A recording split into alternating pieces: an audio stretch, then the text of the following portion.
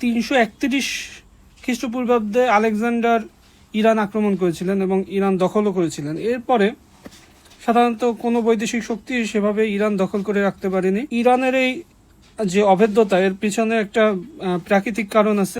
এই যে ইরানের প্রতিবেশী দেশগুলো আমরা যদি দেখি, উপরে আজারবাইজান, তুর্কমেনিস্তান, পূর্বে হচ্ছে আফগানিস্তান, পাকিস্তান, আর পশ্চিমে ইরাক, সৌদি আরবিয়া, তুর্কি, আর্মেনিয়া, নিচের দিকে দক্ষিণে ইউনাইটেড আরব আমিরাত, সংযুক্ত আরব আমিরাত, আর এই যে এটা হচ্ছে, এখানে মানচিত্রে একটু ভুল আছে সম্ভবত, এটা হচ্ছে ওমান, এবং উপরে এই জায়গায় ঠিক এখানে একটা ওমানের ছিটমহল আছে, মানে এই জায়গাটা হচ্ছে ওমানের অংশ। এই প্রতিবেশীদের সাথে যদি সম্পর্কের কথা বলি, তাহলে পাকিস্তান বলা যায় আমেরিকাপন্থী। আফগানিস্তান যদিও বর্তমানে আমেরিকার সাথে যুদ্ধে ইরানের পক্ষ নেওয়ার কথা বলেছে তালেবানরা। এছাড়া আপনার ইরাক কিন্তু একবার সাদ্দাম হোসেনের আমলে ইরান আক্রমণ করেছিল, তখন আপনার এই যে পিঙ্ক কালারের জায়গাটা, খুজেস্তান, এই অঞ্চলটা তেল সমৃদ্ধ, এই অঞ্চলে প্রায় দখলই নিয়ে নিয়েছিল। কিন্তু এর পাশে আপনার জাগরুস পর্বতমালা আছে, এই যে এই শহরের পাশেই, এই শহর থেকে আপনার পূর্ব দিকে এবং উত্তর পূর্ব দিকে এই জায়গাটা হচ্ছে জাগরুস মাউন্টেন্স। ইরাকি বাহিনী কিন্তু এই অঞ্চল দখল করলেও জাগরুস পর্বতমালা পেরিয়ে ওপারে যেতে পারেনি। এছাড়া আপনি যদি দক্ষিণে দেখেন, দক্ষিণে এখানে আছে পারস্য উপসাগর, পার্সিয়ান গালফ অফ ওমান, এই যে ওমানের পাশে যেহেতু এটা হচ্ছে ওমান উপসাগর। এছাড়া আপনার উত্তরে দেখেন এখানে আছে কাস্পিয়ান সাগর। এগুলো আছে ন্যাচারাল প্রাকৃতিক ব্যারিয়ার হিসাবে কাজ করে। এদিকে কাস্পিয়ান সাগরের পরেই আবার উত্তরে কিন্তু এই সব জায়গায় আছে এলবুজ পর্বতমালা, এলবুর্জ পর্বতমালা। পূর্ব দিকে দেখেন আফগানিস্তান, পাকিস্তান কিন্তু আমেরিকা অ্যালায়েন্স। তারপরেও এই দিকটাতে আপনার দস্তি লুত নামে মরুভূমি আছে, দস্ত-ই লুত, এবং উপরে এই জায়গাটা আছে দস্ত-ই কাভির মরুভূমি। তাহলে উত্তর দিকে আমাদের কাস্পিয়ান সাগর, এরপর এলবুস, এই যে এলবুস পর্বতমালা, এরপর আপনার দস্তই কাভির, এই পর্বতমালা ডিঙিয়ে যদি চলে আসে, এই মরুভূমির কারণে ইরানের মধ্যবর্তী অঞ্চলগুলোতে পৌঁছানো যে কোনো সেনাবাহিনীর জন্য একটা কঠিন কাজ। এরপরে পশ্চিমে আমরা দেখছি জাগরুস পর্বতমালা, দক্ষিণে পার্সিয়ান উপসাগর, গালফ অফ ওমান উপসাগর। এখানে প্রতিবেশীদের সাথে দেখা যায় ইরাকের সাথে বর্তমানে ইরানের সম্পর্ক ভালো। আফগানিস্তান কথা দিয়েছে যে যুদ্ধে তারা, যদি যুদ্ধ হয় ইরানের পক্ষে থাকে। পাকিস্তান একটা নিরপেক্ষ, যদিও আমেরিকা অ্যালায়েন্স, কিন্তু নিরপেক্ষ অবস্থান। সৌদি কিন্তু আপনার আমেরিকার সবসময় আমেরিকার সাথে থাকতে দেখা গেছে। তারা একটা গোপন চুক্তি করেছিল ইউএস এর সাথে, যেটা ছিল যে কোনো ইউএসএ তাদের সামরিক নিরাপত্তা দেবে, সাথে সাথে তারা যে তেল বিক্রি করবে সেটা হচ্ছে আপনার ডলারে বিক্রি করতে হবে। আবার কিন্তু 2025 বা 26-এ সম্ভবত এই চুক্তিটা শেষ হয়। পরবর্তীতে কিন্তু সৌদি আরব আপনার ডলারের বাইরে গিয়েও অন্য মুদ্রা যেমন ইউরোতে কিন্তু তেল বিক্রি করেছে।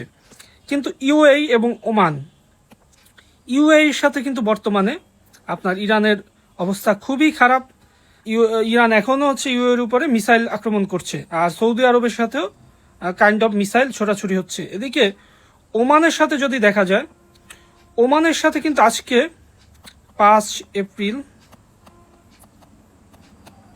2026 আজকে কিন্তু একটা বৈঠক হয়েছে এই হরমুজ প্রণালী নিয়ে। কারণ ইউএইর সাথে আপনার প্রধান বিরোধের জায়গা হচ্ছে এখানে, একটু যদি ডিটেলস বলি, এখানে এই হরমুজ প্রণালীর কাছাকাছি 3টা দ্বীপ আছে, লেসার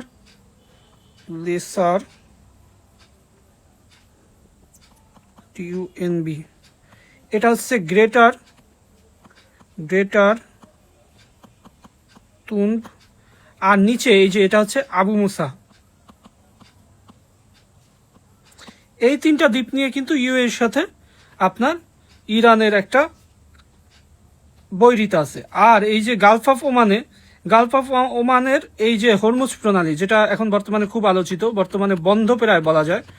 যদিও আপনার ইরান ঘোষণা দিয়েছিল কিছু দেশ যেমন ভারত, তার মধ্যে পাকিস্তান এবং কয়েকটা বন্ধুপ্রতিম দেশের জন্য ওনারা এই রাস্তা উন্মুক্ত রাখবে, কিন্তু তার বিনিময়ে এমন একটা কথা এসেছে যে উচ্চ হারে কর দিতে হবে, ট্যাক্স দিতে হবে। আবার এই যে এই অঞ্চলটা দেখেন ওমানের একটা ছিটমহল আছে।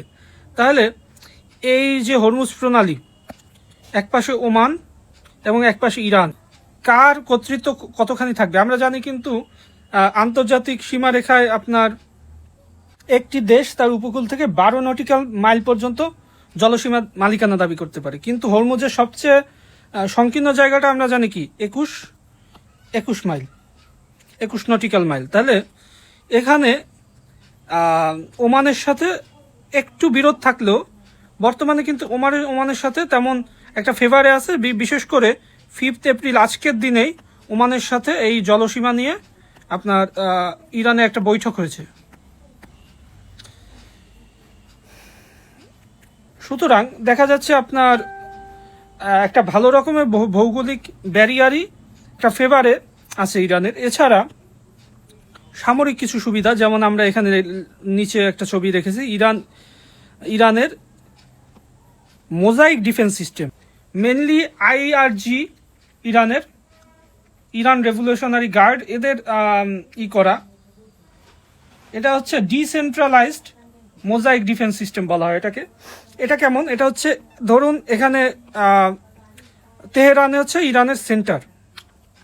এখন একটা জায়গায় যদি একটা দেশের সেন্টার হয় সামরিক, সেক্ষেত্রে কি হবে, ওই সেন্টারের পতনের সাথে সাথে আপনার পুরো দেশের অকেজ হয়ে যাবে বা দখল হয়ে যাবে। যেমনকার দিনে, আগেরকার দিনে দেখা যেত, ধরেন কোনো রাজ্যে আক্রমণ করলে প্রথমে গিয়ে রাজপ্রাসাদে আক্রমণ করতো, রাজাকে প্রতিহত করতে পারলে রাজপ্রাসাদের দখল নিয়ে পুরো রাজ্য দখল হয়ে যেত।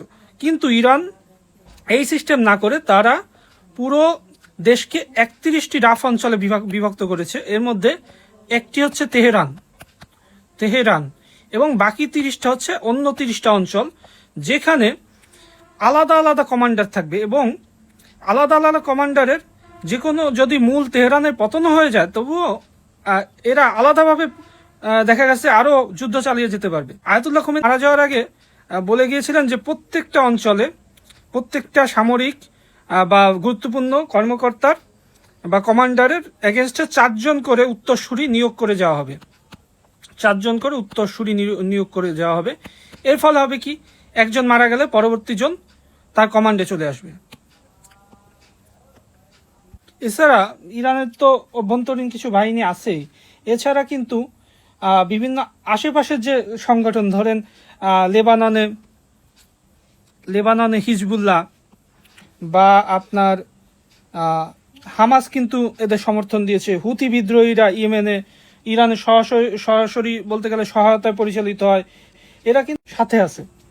এবং দেখা গেছে আপনার আদর্শগত পার্থক্য থাকলেও জুন মাসের দিকে কিন্তু তালেবান সরকার ঘোষণা দিয়েছে আফগানিস্তানের যে যুক্তরাষ্ট্র ইরান আক্রমণ করলে তারা পাশে থাকবে।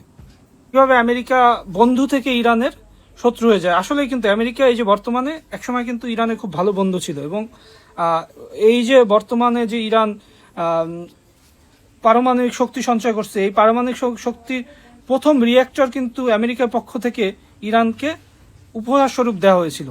আমরা এর পরের টপিকে এটা নিয়ে আলোচনা করব।